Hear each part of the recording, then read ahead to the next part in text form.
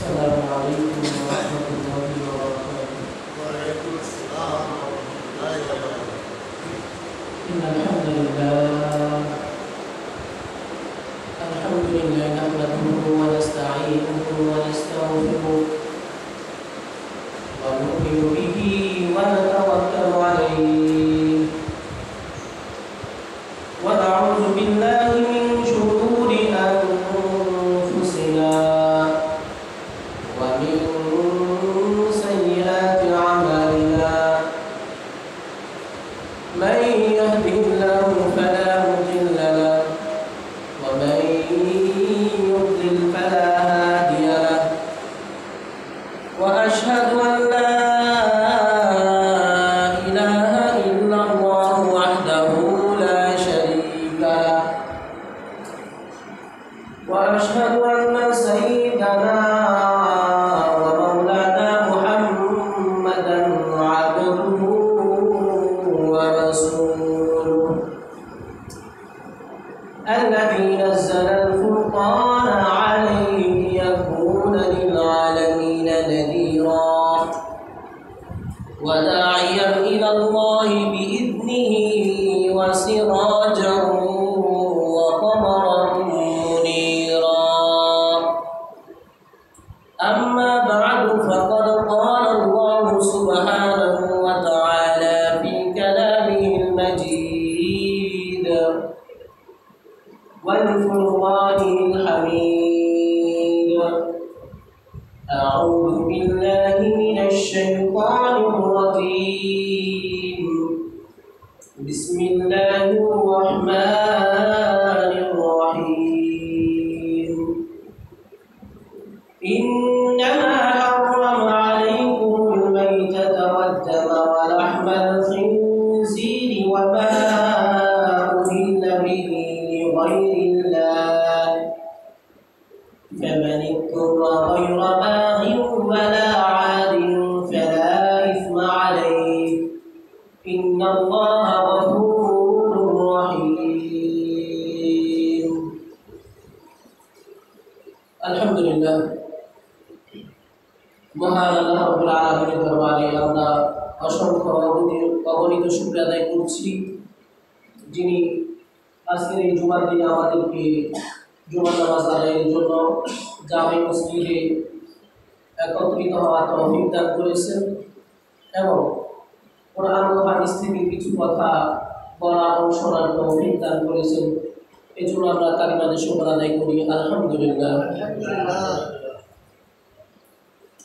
আজকে আমরা আলোচনা করব নিষিদ্ধ খাবার সমূহের ব্যাপারে, অর্থাৎ আল্লাহ তাআলা যে সকল খাদ্য আমাদের জন্য হারাম করে দিয়েছেন সেগুলোর ব্যাপারে আমরা ইনশাআল্লাহ কোরআন কারীম থেকে আলোচনা করব। যে কথাগুলো বলা হবে আল্লাহ তাআলা আমাদের সবাইকে বোঝা এবং সেই মোতাবেক চলার তৌফিক দান করেন, সবাই বলি আমিন। আল্লাহ তাআলা আমাদের জন্য যত খাবার দিয়েছেন সেগুলোর মাঝে কিছু নিষেধাজ্ঞা আল্লাহ তাআলা রেখেছেন, অর্থাৎ সকল কিছুই কিন্তু খাওয়া যাবে না। কিছু জিনিস খাওয়া যাবে, কিছু বস্তু খাওয়া যাবে না। অর্থাৎ আমরা যেহেতু মুসলমান, আমাদের জীবনে চলার ক্ষেত্রে আল্লাহ তাআলার কিছু বিধিনিষেধ আছে। আমরা যেহেতু মুসলমান হয়েছি, আল্লাহর কাছে আত্মসমর্পণ করেছি, আল্লাহর কথাকে আমরা মেনে নিয়েছি, এজন্য আল্লাহ তাআলা আমাদের জন্য এরকম কিছু নিষেধাজ্ঞা দিয়েছেন। যেমন আল্লাহ তাআলা কোরআনে কারীমে সূরাতুল বাকারা 173 নম্বর আয়াতে আল্লাহ তাআলা বলেন, ইন্নামা হারামা আলাইকুমুল মাইতা, আল্লাহ তাআলা বলেন যে নিশ্চয় তোমাদের জন্য হারাম করে দেওয়া হয়েছে, তোমাদের জন্য হারাম অবৈধ খাবার সময়ের মধ্যে থেকে একটা হচ্ছে মাইতাটা, অর্থাৎ মৃত জন্তু। যে সকল জন্তু মারা গিয়েছে, মরা পশু, মরা জন্তু খাওয়া হারাম। মরা পশু খাওয়া কি হারাম, মৃত জন্তু খাওয়া যাবে না। তবে মৃত মাছ খাওয়া যাবে। মৃত কি খাওয়া যাবে? মরা মাছ খাওয়া যাবে। এছাড়া আর মৃত যত পশু আছে, পাখি আছে, এগুলো খাওয়া যাবে না। পশু ও পাখি হোক, মাছ ছাড়া আর কোনো কিছুই খাওয়া যাবে না, আল্লাহ হারাম করে দিয়েছে। এরপর আল্লাহ বলেন ওয়াদ্দামা, এবং রক্ত, প্রবাহিত রক্ত, জমাট বাঁধা রক্ত, এরকম রক্ত খাওয়া যাবে না। কোনো পশু মাঝে যদি এরকম রক্ত থাকে, মনে করেন জবাই তো করতেই হবে, জবাই যদি না করা হয় তাহলে পশুটা খাওয়া যাবে না। জবাই না করা হলে কি করা যাবে না, সেটা খাওয়া যাবে না। জবাই করার পরে তার থেকে রক্তগুলো বের হয়ে যায়, পশুর শরীর থেকে রক্তগুলো বের হয়ে যায়, নিস্তেজ হয়ে যায়। এরপরে যখন আমরা কোনো পশুর গোস্ত বা খণ্ডন করবো, কাটবো, ফাড়বো, তখন গোস্তর ভিতরেও কিছু রক্ত থাকে, ধোয়ার সময় বাইর হয়, সেগুলো কিন্তু প্রবাহিত রক্তের আওতাভুক্ত নয়, সেগুলো জমাট বাঁধা রক্ত নয়। কোনো পশুকে জবাই করার পরে যে রক্তগুলো বাইর হয় সেগুলো খাওয়া আল্লাহ নিষেধ করে দিয়েছে। বা কোনো পাখিকে জবাই করা হয়েছে, হাঁস জবাই করছে, কেউ মুরগি জবাই দিছে, জবাই দেওয়ার পরে যে রক্তগুলো বের হয়েছে এগুলো খাওয়া নিষেধ, আল্লাহ তাআলা সেগুলো খাওয়া হারাম করে দিয়েছিল।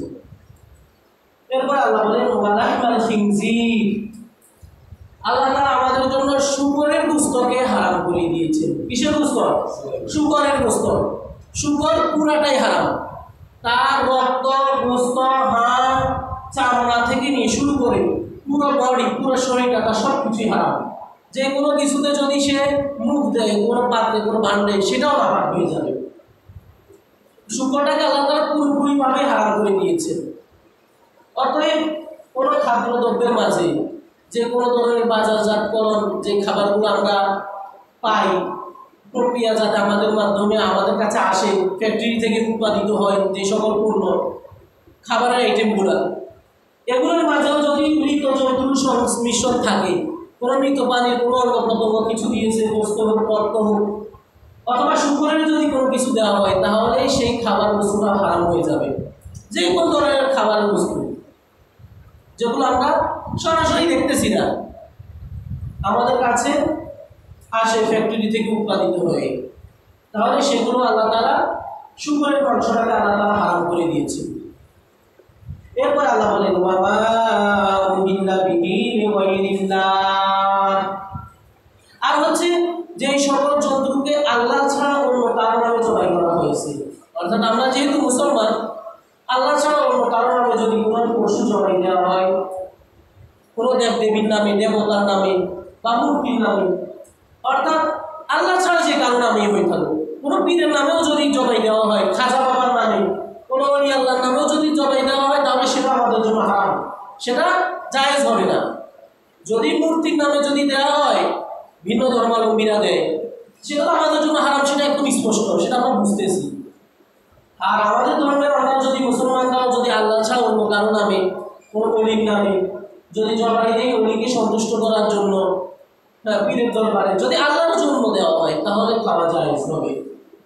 তাহলে আল্লাহ বলেছেন ওয়ামা উহিল্লা, যেটাকে উৎসর্গ করা হয়, যে জন্তুকে জবাই দেওয়া হয়, বিহি লিগাইরিল্লাহ, আল্লাহ ছাড়া অন্য কারো নামে।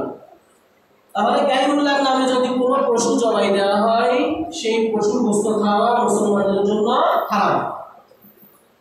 এরপরে আল্লাহ বলেন ফামান কুল্লা গায়রা বাগিন ওয়ালা আলিন ফালা ইসমা আলাইহি, কিন্তু যদি এরকম অবস্থা হয়, কেউ দেখা গেছে এমন একটা জায়গায় কেউ উপনীত হয়েছে, তার এমন এক অভাবে পড়েছে, সে এমন বিপদগ্রস্ত হয়েছে, মরুপ্রান্তরে, মরুভূমি জায়গায়, জনমানবহীন জায়গায়, যেখানে কোনো মানুষ নেই বা তার কাছে অর্থ করেও নেই, সে কোনো মানুষ থেকে যে চেয়ে ভালো কিছু খাইবে, কিছু চেয়ে নেবে, এরকম যদি না থাকে, প্রামাণিক তোমরা, কেউ যদি নিরুপায় হয়ে যায়, অনুপায় হয়ে যায়, সে ক্ষুধায় কাতর হয়ে যায়, তার হালাল খাবার সে পাচ্ছে না, এরকম যদি কেউ বিপদগ্রস্ত হয়ে যায়, আল্লাহ বলেন গায়রা বাগিন, সে কোনো এরকম নাফরমান নয়, ওয়ালা আদিন, এবং সীমা লঙ্ঘনকারীও নয়, ফালা ইসমা আলাইহি, তাহলে তার গুনাহ হবে না। অর্থাৎ এখানে আল্লাহ তাআলা বলেছেন, কেউ যদি নিরুপায় হয়ে যায়, তাহলে উপযুক্ত হারাম বস্তুগুলো থেকে নিজের জীবনটা রক্ষার্থে যতটুকু খাবার প্রয়োজন, আল্লাহ তো হারাম করে দিয়েছেন, যতটুকু খাইলে পরে সে নিজের জীবনটা ধারণ করতে পারবে, বাঁচতে পারবে, ততটুকু খাওয়া আল্লাহ তাআলা তার জন্য অনুমতি দিয়েছেন। যতটুকু খাইলে সে নিজের জীবনটাকে ধারণ করতে পারবে, আল্লাহ সেটাই বলেছেন ফালা ইসমা আলাইহি, তখন তার কোনো গুনাহ হবে না। এরপর আল্লাহ বলেন ইন্নাল্লাহা গফুরুর রহিম, নিশ্চয় আল্লাহ ক্ষমাশীল এবং দয়ালু। তাহলে এই আয়াত থেকে আমরা জানতে পারছি যে মৃত জন্তু খাওয়া হারাম। মৃত যত ধরনের পশু রয়েছে, পশু পাখি, মাছ শুধু জায়েজ আছে। এরপর হচ্ছে শুকরের যত কিছুই আছে সব কিছু পুরো বডিটাই আল্লাহ হারাম করে দিয়েছে। এরপর হচ্ছে আল্লাহ ছাড়া অন্য কারো নামে যে সকল জন্তু জবাই দেওয়া হয়েছে সেগুলো হারাম। আমরা এখানে তিনটা বিষয় পেয়েছি। এরপর আল্লাহ তাআলা সূরাতুল আনআম কোরআনে কারিমের 6 নম্বর পারাতে আল্লাহ তাআলা সূরাতুল আনআমের মাঝে বিস্তারিত বর্ণনা দিয়েছেন হালাল পশুগুলোর মধ্য থেকে যেই সকল পশু কারণবশত আমার জন্য হারাম। পশুটা কিন্তু হালাল, যেমন গরু, ছাগল, মহিষ, দুম্বা, এই পশু খাওয়া হালাল, কিন্তু কোনো কারণবশত কখনো সেই পশুটা হারাম হয়ে যায়। আল্লাহ তাআলা সেটাই বলেছেন। যেমন এখানে আল্লাহ বলেছেন সূরাতুল আনআমের মাইদা, সূরাতুল মাইদা আল্লাহ বলেছেন ইয়া আইয়ুহাল্লাযীনা আমানু ওয়াফু বিল উকুদ। আল্লাহ বলেন হে ঈমানদারেরা, তোমরা তোমাদের ওয়াদাকে পূর্ণ করো। কারোর সাথে যদি কোনো ওয়াদা করে থাকো, তাহলে প্রতিশ্রুতি দিয়ে থাকো, সেটাকে পূর্ণ করো। এরপরে আল্লাহ বলেন উহিল্লাত লাকুম বাহিমাতুল আনআম, গৃহপালিত চতুষ্পদ জন্তু তোমাদের জন্য হালাল করা হয়েছে। অর্থাৎ চতুষ্পদ জন্তু মানে যেগুলো গৃহপালিত, অহিংস্র, যেগুলো কি অহিংস্র, হিংস্র নয়। গৃহপালিত বলতে অর্থাৎ ঘরে যেগুলো লালিত পালিত হয়। এটা যদি আমরা শুধু বলি তাহলে কুকুর অনেক সব মানুষে পালে, কুকুর পালে না, বিড়ালও পালে।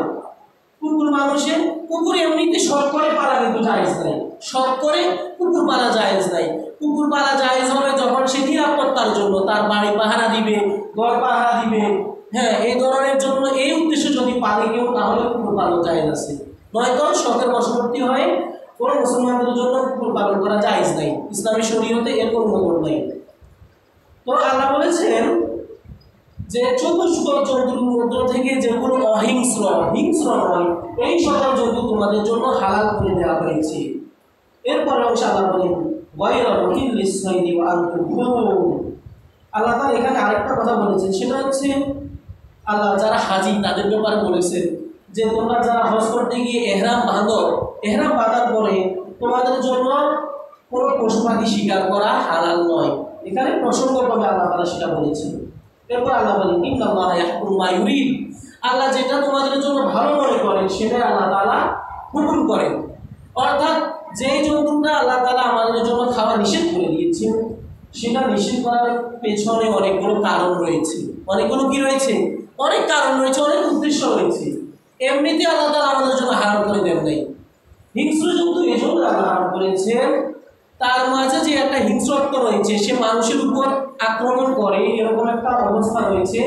কোনো মানুষ যদি এই পশুগুলোর গোস্ত খায়, তাহলে মানুষের চরিত্রটা পশুর চরিত্রের মাঝে সামিল হয়ে যাবে, মানুষও তার মনুষ্যত্বকে হারিয়ে ফেলবে।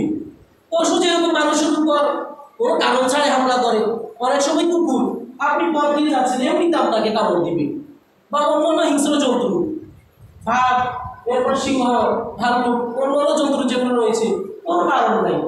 মানে সে তো হচ্ছে মাংস পিপাসু, মাংস খায়, তার খাবার হচ্ছে মাংস, মানুষ দেখলেই সে ঝাঁপিয়ে পড়বে।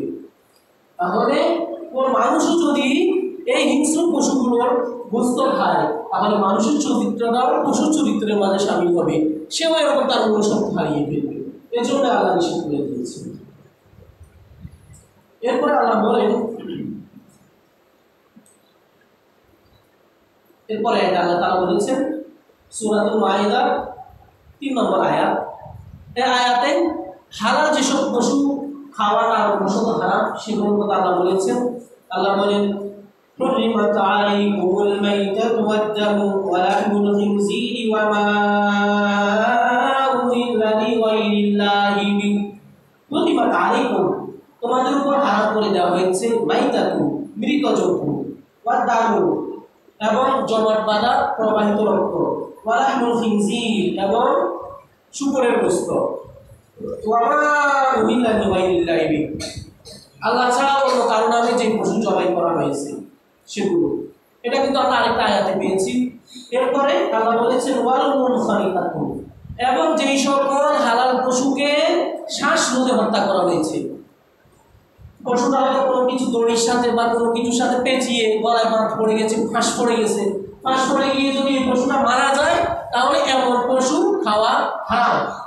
গরু হোক ছাগল হোক, অর্থাৎ হালাল পশু, সেটা গলায় বাঁধ পড়ে মারা গিয়েছে সেটা হারাম। ওয়াল মাউকুজাতু, এবং যে পশু আঘাত পেয়ে মারা গিয়েছে, কোনো কিছুর আঘাত, লাঠি সুতার আঘাত খেয়েছে বা কেউ তাকে পিটিয়ে মেরে ফেলছে, হ্যাঁ, অন্য কোনো ধরনের সে যদি আঘাত পেয়ে থাকে বা দেয়াল বা অন্য কোনো কিছু তার উপর পড়ে গিয়েছে, এরকম দেয়াল ধসে পড়েছে মারা গিয়েছে, তো এরকম পশু খাওয়া হারাম।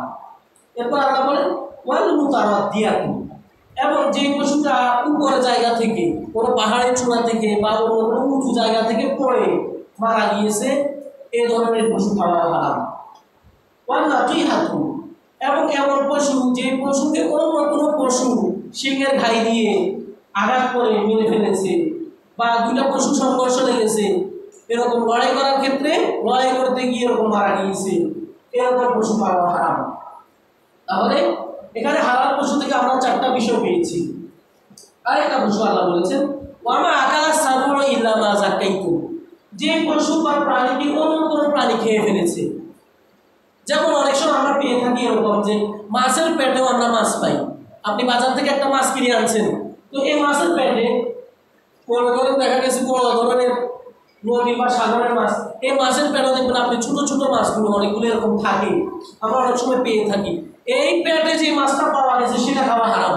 আল্লাহ তাআলা এখানে স্পষ্ট করে দিয়েছে যে যে প্রাণীকে যদি অন্য কোনো প্রাণী খেয়ে থাকে, তাহলে যেটা এরকম যাকে অন্য কোনো প্রাণী খেয়ে ফেলেছে সেই প্রাণীটা খাওয়া হারাম, সেই জন্তুটা খাওয়া হারাম। ওয়ামা আকালা সাবু ইল্লা মা যাকাইতুম, যাকে অন্য কোনো হিংস্র প্রাণী খেয়ে ফেলেছে, ইল্লা মা যাকাইতুম। উপরোক্ত যে প্রাণীগুলোর কথা বলা হয়েছে, আল্লাহ বলেন এই প্রাণীগুলোর মধ্য থেকে যদি কোনোটাকে তোমরা জীবিত অবস্থায় পাও, পেয়ে যদি জবাই করে নাও, তাহলে তোমাদের জন্য সেটা হালাল। যেমন আঘাত পেয়েছে বা ধসে পড়েছে, অর্থাৎ যেগুলোর কথা বলা হয়েছে, এরকম যদি আঘাতপ্রাপ্ত প্রাণীগুলো হয়, আপনি তাকে পেলেন, পেয়ে যদি আপনি জবাই করে ফেলেন, তাহলে সেটা আপনার জন্য হালাল হবে। অর্থাৎ যিনি মালিক, অন্য কারো জন্য না, যিনি পশুর মালিক, তিনি যদি এই পশুটাকে, আহত পশুটাকে, মারা যাবে যাবে অবস্থা, হয়তো কিছুক্ষণের মধ্যে সেই পশুটা মারা যাবে, রোগাগ্রস্ত হোক বা যে কোনো অবস্থায় হোক, রোগে যদি মারা যায় সেই পশুটাও হারাম, যেহেতু আল্লাহ তাআলা বলেছেন মৃত জন্তু হারাম। আপনি যদি জীবিত পশুটাকে যদি জবাই করে নেন, তাহলে আপনার জন্য সেটা হারাম হয়ে গেছে। এরপরে আল্লাহ তাআলা বলেছেন ওয়ামা যুবিহা আলা নুসুবি ওয়া তাস্তাকসিমু বিল আজলাম, আর কিছু পশু খাবার আল্লাহ তাআলা আমাদের জন্য হারাম করে দিয়েছেন। সেটা হচ্ছে আল্লাহ বলেন ওয়ামা যুবিহা আলা নুসুবি, পূজার বলিতে, অর্থাৎ ভিন্ন ধর্মাবলম্বীরা যখন পূজা দেয়, পূজা দিতে গিয়ে তারা তাদের ইবাদতের জন্য তাদের দেব দেবীর নামে যেই সকল পশু জবাই করে, বলি দেয়, মানে জবাই করে, সেই পশু খাওয়া হারাম। আমরা অনেক সময় এরকম দেখে থাকি, কিছু পশুর এরকম একটা সিজনে পশুর কাটা মাথাগুলো বিক্রি করা হয়, পাঠা ছাগলের মাথা এরকম বিক্রি করা হয় বাজারে। তো আপনি যখন সেটা কিনবেন, আপনি খুব তদন্ত সাপেক্ষে কিনবেন, খুব খোঁজ খবর রেখে আপনি এই ব্যাপারে সচেতন থাকতে হবে। এটা কি এমনিতে কেউ জবাই করেছে নাকি কোনো পূজার জন্য জবাই করা হয়েছে, বলি দেওয়া হয়েছে, তারপরে এরকম বাজারে এটা এনেছে? আপনাকে খুব এই ব্যাপারে সতর্ক থাকতে হবে। এই পাঠা ছাগলের বলি দেওয়া, পাঠা ছাগলের মাথা, তার অংশ বিশেষ কোনো মুসলমানের জন্য খাওয়া হারাম, আল্লাহ বলে দিয়েছে। ওয়ামা যুবিহা আলা নুসুবি, পূজার বেদিতে, পূজার বলিতে, পূজার আস্তানায় যে পশুকে জবাই করা হয়েছে সেই পশু গোশত খাওয়া মুসলমানদের জন্য হারাম। এরপর আল্লাহ বলেন ওয়ান তাস্তাকসিমু বিল আজলাম, আরেকটা বিষয় তোমাদের জন্য হারাম করা দিয়েছেন আল্লাহ তাআলা, আন তাস্তাকসিমু, যেটাকে তোমরা ভাগ করে নাও, বিল আজলামি, জুয়ার মাধ্যমে, লটারির মাধ্যমে। অর্থাৎ লটারি বা জুয়ার যে কড়ি, এখানে আল্লাহ তাআলা বলেছেন লটারির কথা, অর্থাৎ যত ধরনের লটারি রয়েছে, এরপরে জুয়া রয়েছে, সেটা আল্লাহ হারাম করে দিয়েছেন। এর মাধ্যমে যদি মানুষের কোনো কিছু পায় সেটা হারাম। আল্লাহ এখানে বলেছেন ওয়ান তাস্তাকসিমু বিল আজলাম, তোমরা যেটাকে তীরের মাধ্যমে নির্ধারণ করো, তীর বা কাঠির মাধ্যমে। তীর বা কাঠি দিয়ে আল্লাহ তাআলা বুঝিয়েছেন জুয়া যখন মানুষের কোনো কাঠি দিয়ে খেলে বা কোনো সংখ্যা দিয়ে যে কোনো কিছু দিয়ে যদি মানুষের খেলে, এই লটারি এই ধরনের বস্তু আল্লাহ হারাম করে দিয়েছেন। এরপর আল্লাহ বলেন যালিকুম ফিসক, এগুলো সবগুলোই খারাপ কাজ, এগুলো সব মন্দ কাজ। আলিয়াউমা ইয়াইসাল্লাযিনা কাফারু মিন দীনিকুম ফালা তাখশাউহুম ওয়াখশাউন। আল্লাহ তাআলা এখানে বলেন, এই আয়াতটা নাযিলের ব্যাপারে আল্লাহ বলেছেন যে আজকের দিনে যারা কাফের, যারা মুশরিক, যারা ভিন্ন ধর্মী রয়েছে, তারা তোমাদের ধর্মের ব্যাপারে নৈরাশ হয়ে গিয়েছে, তারা তোমাদের কোনো ক্ষতি করতে পারতেছে না। আলিয়াউমা, আজকে ইয়াইসা নৈরাশ হয়ে গিয়েছে, হতাশ হয়ে গিয়েছে। আল্লাযিনা কাফারু, যারা কাফের, মিন দীনিকুম তোমাদের ধর্মের ব্যাপারে, ফালা তাখশাউহুম ওয়াখশাউন, সুতরাং তোমরা তাদেরকে ভয় করিও না। আল্লাহ বলে তোমরা একমাত্র আমাকেই ভয় করবে, আমাকে ভয় করবে, আমি তোমাদেরকে সাহায্য করব। আলিয়াউমা আকমালতু লাকুম দীনাকুম, আল্লাহ বলেন আজকের দিনে তোমাদের ধর্মকে আমি তোমাদের জন্য পরিপূর্ণ করে দিয়েছি।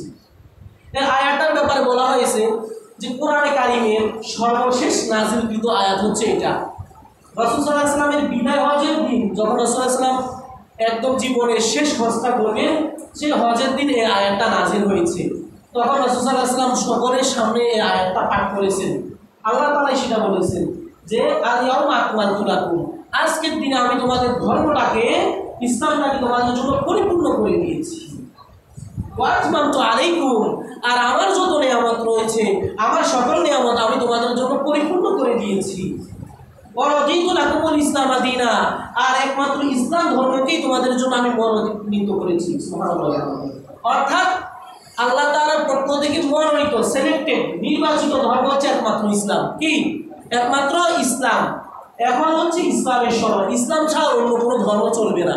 অর্থাৎ আপনি ইসলাম ছাড়া অন্য কোনো ধর্ম পালন করতে পারবেন না। কথা বুঝে আসছে? এটা এরকম নয় যে মুসলমান ছাড়া অন্য কোনো জাতি পৃথিবীতে থাকতে পারবে না, সেটা না। আপনি, অর্থাৎ আমাদের ধর্মে বলা হয়েছে ধর্মের ব্যাপারে কোনো বাড়াবাড়ি করা যাবে না। লা ইকরাহা ফিদ্দীন, অর্থাৎ ধর্ম গ্রহণের ব্যাপারে বাড়াবাড়ি করা যাবে না। ধর্ম কিসের ব্যাপারে? গ্রহণের ব্যাপারে। যে হিন্দু ধর্মাবলম্বী সে তার ধর্ম পালন করবে, যে খ্রিস্টান সে তার খ্রিস্ট ধর্ম পালন করবে, যে বৌদ্ধ সে তার বৌদ্ধ ধর্মকে পালন করবে। কিন্তু তাকে ধর্ম গ্রহণের ব্যাপারে চাপ সৃষ্টি করা যাবে না। এই তুই হিন্দু, তুই এখন তো দেশে ইসলাম কায়েম হয়েছে, মুসলমান হতে হবে না, এরকম করা যাবে না। সে যদি স্বেচ্ছায় আমার আদর্শ দেখে, আমার চরিত্র দেখে, আমার আচরণ দেখে মুগ্ধ হয়ে যদি কোনো ভিন্ন ধর্মাবলম্বী মুসলমান হয়ে যায়, তাহলে সে মুসলমান হতে পারবে, আলহামদুলিল্লাহ। কিন্তু যখন সে ইসলাম ধর্ম গ্রহণ করবে, অথবা আমরা যারা আছি মুসলমান, আমাদের জন্য কিন্তু বাড়াবাড়ি আছে। আমি যেহেতু মুসলমান হয়েছে, আমাকে পাঁচ ওয়াক্ত নামাজ পড়তেই হবে।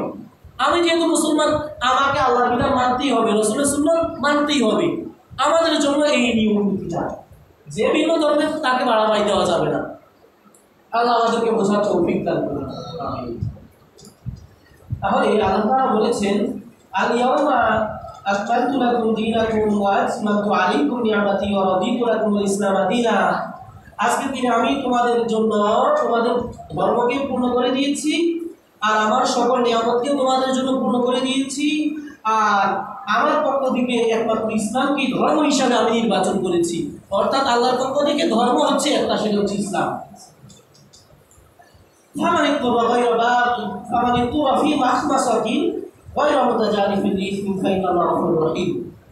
এখানে আল্লাহ তাআলা বলেছেন উপরে যে সকল প্রাণী আল্লাহ তাআলা হারাম করে দিয়েছেন, যে সকল বস্তু আল্লাহ হারাম করে দিয়েছেন, কি বলে মৃত জন্তু, এরপর রক্ত, শুকরের গোশত, আবার কিছু হালাল পশুকেও কারণ বশত আল্লাহ হারাম করে দিয়েছেন। আল্লাহ সেগুলোর ব্যাপারে বলেছেন যে কোনো ব্যক্তি যদি ফামানি পূর্ব, কেউ যদি নিরুপায় হয়ে যায়, ফি মাখমাসাতিন, তাকর হয়ে যায় ক্ষুধার কারণে, অর্থাৎ খুব ক্ষুধা পেয়েছে, ওই যে আগে একটা আয়াত বলেছিলাম যে সে নিরুপায় হয়ে যায়, খাবার সামনে না পায়, এরকম অবস্থায় হয়ে যায় কোনো ব্যক্তি, গুনার দিকে সে ধাবিত হয় নাই, অর্থাৎ সীমালঙ্ঘন করে নাই, পেট ভর্তি করে সে পেট পুরে হারামটা খায় নাই, ফালা ইসমা আলাইহি মুতাজানি ফিল ইসমি ফাইনাল্লাহু গফুরুর রহিম। আল্লাহ বলেছেন কেউ যদি নিরুপায় হয় উপরোক্ত হারাম বস্তুগুলো থেকে কোনো কিছু তার জীবন রক্ষা পরিমাণ যদি খায় তাহলে আল্লাহ তাআলা তাকে মাফ করে দিবেন। ফাইন আল্লাহ গফুর রাহিম, তাহলে তার জানা উচিত যে নিশ্চয় আল্লাহ তাআলা ক্ষমাশীল এবং দয়ালু। আল্লাহ তাআলা আমাদেরকে বোঝার তৌফিক দান করেন, সবাই বলি আমিন। এরপর আরেকটা আয়াত সূরাতুল মাইদার 90 এবং 91 নম্বর আয়াতে আল্লাহ তাআলা আরো কিছু জিনিস নিষেধ করে দিয়েছেন। আল্লাহ বলেন, ইয়া আইয়ুহাল্লাযীনা আমানু, হে ঈমানদারেরা, হে মুসলমান নারী পুরুষ যারা তোমরা আল্লাহর প্রতি বিশ্বাস করেছো, ইন্নামাল খামরু ওয়াল মাইসির, তোমাদের জন্য হারাম করে দেওয়া হয়েছে খামর, মদ পান করা কি হারাম, অর্থাৎ মাদক। এখানে শুধু যে পানি জাতীয় যে মদ সেটা না, যত ধরনের মাদক বস্তু রয়েছে, এই হিরোইন, ফেন্সিডিল, ইয়াবা থেকে শুরু করে নিয়ে যত ধরনের মাদক বস্তু রয়েছে, অর্থাৎ এমন কোনো বস্তু যেটা সেবন করলে মানুষের মস্তিষ্কটা বিকৃত হয়ে যায়, মানুষ তার হিতাহিত জ্ঞানটা হারিয়ে ফেলে, সেটাই হচ্ছে মাদক। সেটা যে কিছুই হতে পারে, আমরা মনে করি না সেটা হয়তো খাবারের বস্তু, সেটা কোনো গাছের পাতাও হতে পারে, সেটা কোনো গাছের যে কোনো অংশ বিশেষ হতে পারে, কোনো পশুর কোনো অংশ বিশেষ হতে পারে, বা কোনো ফলেরও অংশ বিশেষ হতে পারে। এমন কোনো বস্তু যেটা খেলে মানুষের মস্তিষ্ক বিকৃতি হয়ে যায়, মানুষ তার মনুষ্যত্ব হারিয়ে ফেলে, হিতাহিত জ্ঞান হারিয়ে ফেলে, সেটাই হচ্ছে মাদক। আল্লাহ সেটাই বলছেন, ইন্নামাল খামরু, মূলত মদ, ওয়াল মাইসিরু এবং জুয়া, ওয়াল আনসাবু এবং কি বলে ভাগ্যনির্ধারক তীর, পুজোর বলি অর্থাৎ যেগুলো পুজোর জন্য যে সকল পশু জবাই দেওয়া হয়, ওয়াল আজলামু এবং লটারি, রিজুসুম মিন আমালি শাইতান। আল্লাহ বলেন এগুলো হচ্ছে হারাম, রিজুসুম এগুলো হচ্ছে মন্দ কাজ, ঘৃণিত জঘন্য কাজ, মিন আমালি শাইতান এগুলো হচ্ছে শয়তানের কাজ। এগুলো কিসের কাজ? শয়তানের কাজ, অর্থাৎ শয়তানে মানুষকে তার দলে বেড়ায়। আমরা এখন বলতে পারি যে শয়তান কই, শয়তান তো দেখা যায় না। আল্লাহ বলেছেন মিনাল জিন্নাতি ওয়ান নাস, মিনাল জিন্নাতি ওয়ান নাস। শয়তান দুই ধরনের হয়ে থাকে। এক শয়তান হচ্ছে জিন জাতি শয়তান, জিনের পক্ষ থেকে শয়তান, যেটাকে আমরা দেখি না, যেটা আমাদের থেকে লোক চক্ষুর অন্তরালে থাকে। আর একটা হচ্ছে ওয়ান নাস, মানুষের মধ্য থেকে হয়ে থাকে, অর্থাৎ মানুষের মধ্য থেকে যারা শয়তানের অনুসারী হয়ে থাকে। জিন যেটা সেটা তো সামনাসামনি এসে আপনাকে ধোকা দিবে না, কিন্তু মানুষ শয়তান যেটা সেটা আপনাকে সরাসরি সামনাসামনি এসেই আপনাকে বিভিন্ন ধরনের প্রলোভন দিবে, হারাম কাজের প্রতি আপনাকে উৎসাহ দিবে, ধোকা দিবে। তো আল্লাহ বলেছেন রিজসুম মিন আমালি শাইতান, এগুলো হচ্ছে ঘৃণিত শয়তানের কাজ। ফাজতানিবুহু, তোমরা এই কাজগুলো থেকে দূরে থাকো, এগুলো থেকে সরে থাকো, লাআল্লাকুম তুফলিহুন, তাহলে আশা করা যায় যে তোমরা সফল হবে, তোমরা কামিয়াব হবে, তোমরা সাকসেস হবে। এরপরে আল্লাহ তাআলা বলেছেন এই কাজগুলো আল্লাহ কেন হারাম করে দিয়েছেন। এই যে মদ, জুয়া, এরপরে লটারি, এরপরে যে আরো যে সকল খাবার আল্লাহ হারাম করে দিয়েছেন, কেন হারাম করেছেন? আল্লাহ বলেছেন ইন্নামা ইউরিদু শাইতান, শয়তান তো চাচ্ছে আইয়ুতিয়া বাইনাকুল আদাওয়াতা, তোমাদের মাঝে, তোমাদের পরস্পরের মাঝে যেন শত্রুতা হয়, এরপর বাগদত্ব এবং হিংসা বিদ্বেষ হয়। অনেক সময় দেখা গেছে জুয়া খেলতে গিয়ে, লটারি ধরতে গিয়ে বন্ধু মিল ছিল, কিন্তু কারণবশত তাদের মাঝে টাকা পয়সা নিয়ে মারামারি, কাটাকাটি, রক্তারক্তিও হয়ে যায়, বিভিন্ন ধরনের গুনাহ হয়ে যায়। আল্লাহ সেটাই বলেছেন, এগুলোর মাধ্যমে শয়তান তোমাদের মাঝে হিংসা বিদ্বেষ ছড়াতে চাচ্ছে। ফিল খামরি ওয়াল মাইসির, মদ এবং জুয়ার মাধ্যমে, ওয়া ইয়াসুদ্দাকুম আন যিকরিল্লাহি ওয়া আনিস সালাহ, এবং মদ আর জুয়ার মাধ্যমে তোমাদেরকে শয়তান আল্লাহর জিকির এবং নামাজ থেকে দূরে রাখতেছে। অর্থাৎ যে ব্যক্তি মদ পান করলো সে তো তার হিদায়াত জ্ঞান হারিয়ে ফেলছে, তখন সে নামাজ পড়তে পারবে না। নামাজটা পড়বে কেমনি? সে তো তখন নামাজ কি জিনিস সেটাই তার মাথায় নেই। এরপরে ওয়াল মাইসির, যে জুয়া খেলতেছে, খেলায় এত আসক্ত হয়ে গিয়েছে যে সে খেলার কারণে সে নামাজের জামাতে শামিল হতে পারছে না। এই আয়াত থেকে বোঝা যায় যে কোনো ধরনের